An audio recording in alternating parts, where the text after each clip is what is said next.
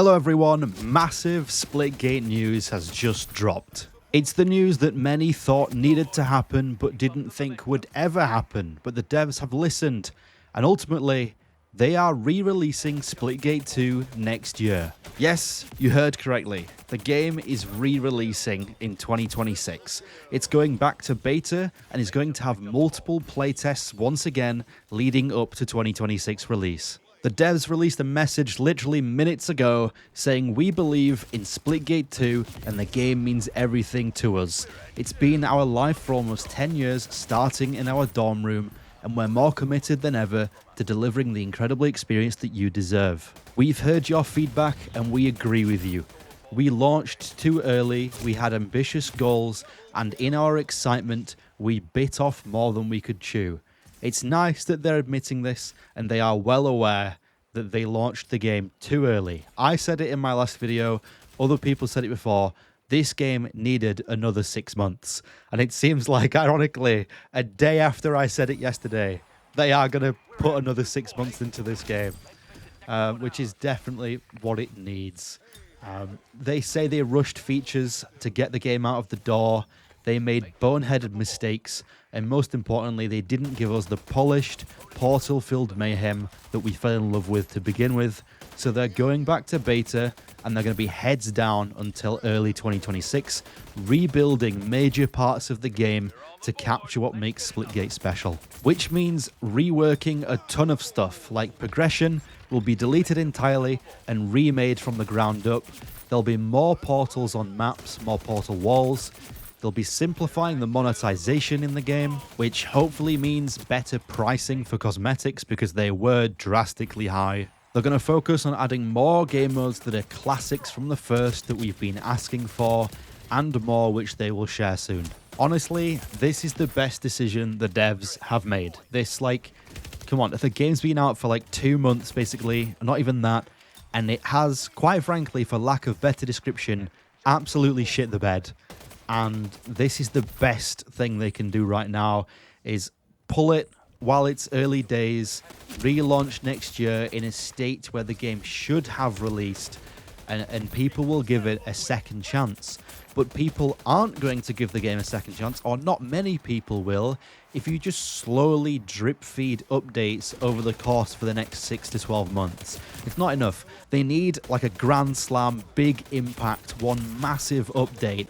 And the way to do that is pull the game back to beta, let people play the current build if they want to, and then one day it's just bang, massive update with new maps, reworked progression, more portal walls, better map design, better pricing, systems that actually work. Maybe the faction system will be looked at. I know there's a lot of people recently that have been saying they don't like how certain weapons are locked behind certain factions. A replay mode, a race mode, leaderboards, stat pages. These are all things that need to be in the game, and I'm sure they are well aware. And hopefully, the re-release will have all of these things. Because if it doesn't, it's the same thing's going to happen. Like, this is the last straw. This is the final chance now. Splitgate 1 launched, terrible launch, game died, and then boom, it had a big spike. Splitgate 2 launched, terrible launch. Hopefully they can have a big spike again with this one when they re-release. The devs also said more than ever they need the help of the community. They're returning to their roots in what they build, but also how they build it.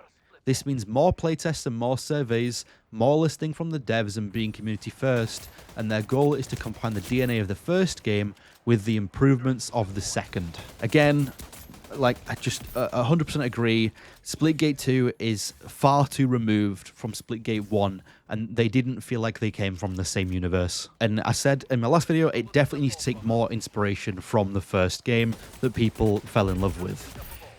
Then there's a sad part to this, but it's probably needed. Again, I said in my last video, like, more developers with more experience and more money doesn't necessarily mean better game. And although it sounds harsh to say that, because obviously a lot of skilled people worked on this, it might be a case of too many cooks in the kitchen, and they agree. And ultimately, a lot of people are getting let go, and they are stripping the team down to a very small core number again. just like the original team that worked on Splitgate 1.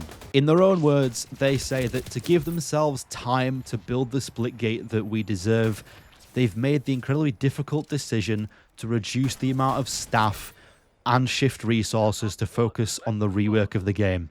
And it's heartbreaking. They're our teammates, they're friends, and they helped build the game that they have today. They are all receiving severance packages and job placement support, and they're committed to doing everything they can to help them through the transition to find new work. And if they can bring them back into Splitgate when possible, they will do. Again, that sucks, but it's the right thing to do. Splitgate 1 was made by a team of like less than 10 people.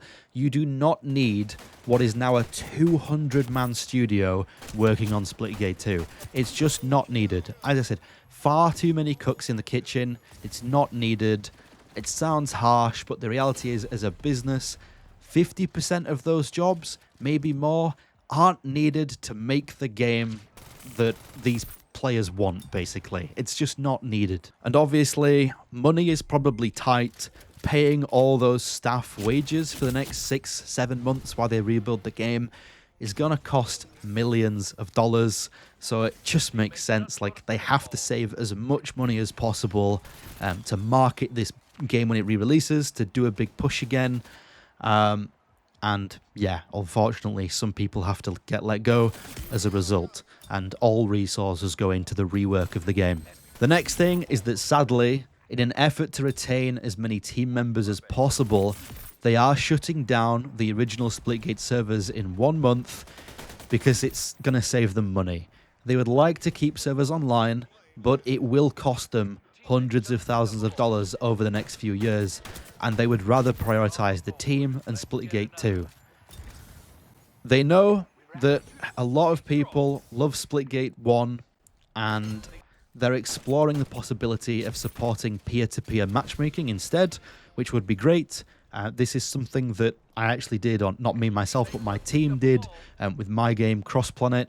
We shifted to peer-to-peer because dedicated servers were costing so much money for a small team, so I can completely understand this. It's the right decision, and it also means that the game doesn't have to die entirely. It can just live online for free. There's no microtransactions, and players just connect to each other through peer-to-peer like the old days.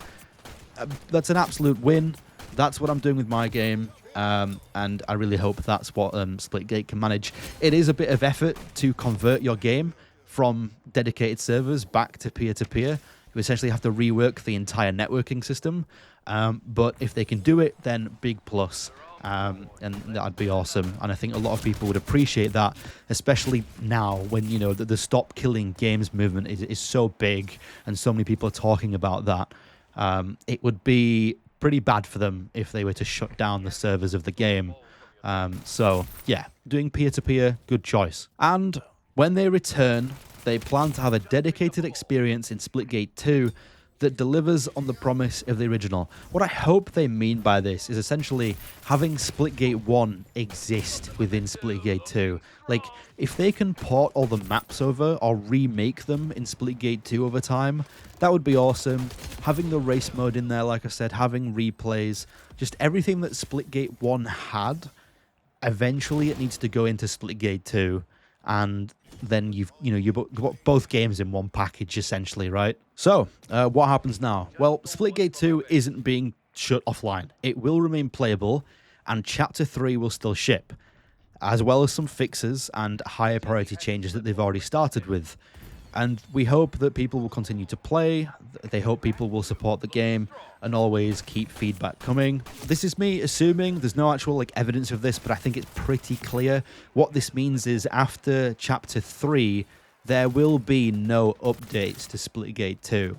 And Chapter 3 will be like the build that we're playing for 5 or 6 months' time. And then obviously they come back with a relaunch, with a rework, and do that mass update. And there'll also be playtest builds of the new version of the game that you can download separately and play. Or maybe they'll do the playtest within the current Splitgate 2 build. I'm not sure. It says playtests, but either method works. So yeah, either method works. And finally, they end off by saying they faced a lot of dark days and they've made many mistakes, but they've learned a lot and are determined to make Splitgate as great as possible, make FPS great again.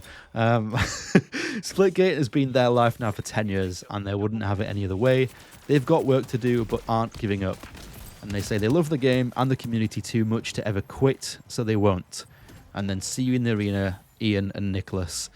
Again, just to end off, it sucks. I wanted this game to do well, and so do many others.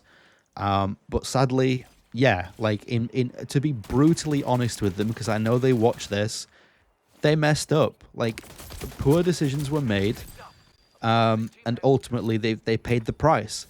They made the same mistakes that many other developers have made, and seemingly didn't learn from the mistakes of other studios, like Halo, like their own mistakes with Splitgate 1. Like any studio that released an FPS video game in the past like 5 years that wasn't content complete at launch and had bugs. Like, it's a rough industry to be in now. But gamers expect a polished product out of the gate that has enough content to last months. And if you don't have that, your player base dwindles down. It's just a diagonal line that goes down over a few months, and then your game dies. And that's the trajectory that Splitgate 2 is in. The peak players on Steam yesterday was like 1,700. Give it another couple months, and it would have been less than 1,000 maybe. So this is the right call. It's a second chance for the game. I hope they nail it. I hope they just, I hope they get it right. I really do. And if they don't, they've got no one to blame but themselves. And if they do mess it up, we won't be seeing a Splitgate 3. So this is it now. This is this is one final effort. To quote one of the best soundtracks in Halo, this is it. One final effort for Splitgate. Just make sure you get it right. So we'll see you then when Splitgate 2 has future playtests and a re-release in 2026. Thanks for watching all the Splitgate content this channel has put out over the past few months. It massively helped me grow. It's been incredibly consistent, and I look forward to seeing what the devs cook up in 2026 with the re-release of the game. Thanks for watching this one, and goodbye.